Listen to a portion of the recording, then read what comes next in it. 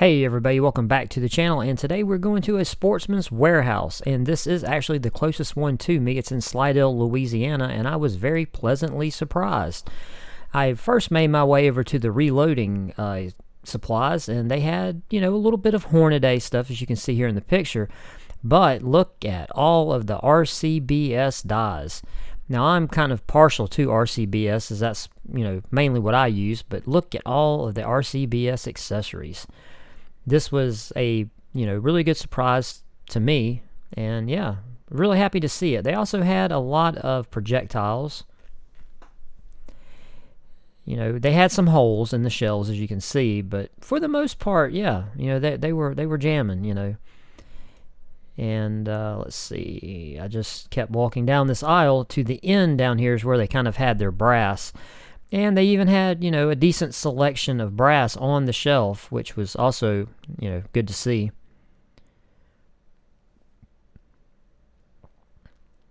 And, yeah, as you can see, they had, a lot of your most common stuff, handgun, bolt gun stuff.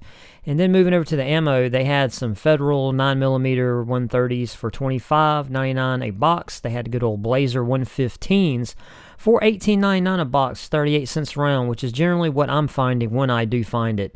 They did have a smattering of all kinds of other, defensive rounds, some plus P rounds, stuff like that. And they did have some 40 and 45.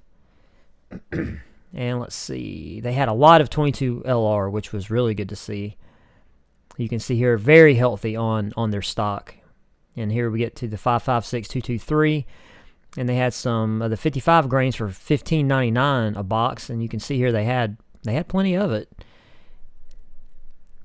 And let's see, what else was I looking at?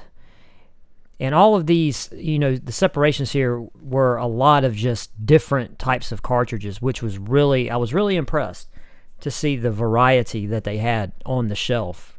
Because like I said, if you compare this to my other video, and they had some 7.62 by 51 for $29.99 a box. But if you compare this to my other video of my Poor Sad Academy, which I will put a card to up there, it's pretty bad. And check that out. My Holy Grail is over. 45.70 government, 300 grain, but $58 a box. But I was pleasantly surprised to actually find some 45.70 government on the shelf.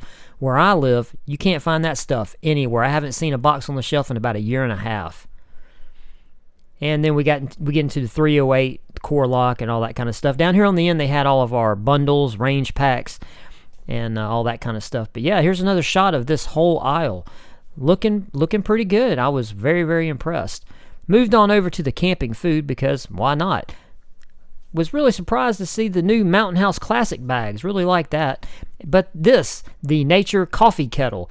These things, for you campers out there, I know when you see this, you're going to say, oh man, I love that stuff.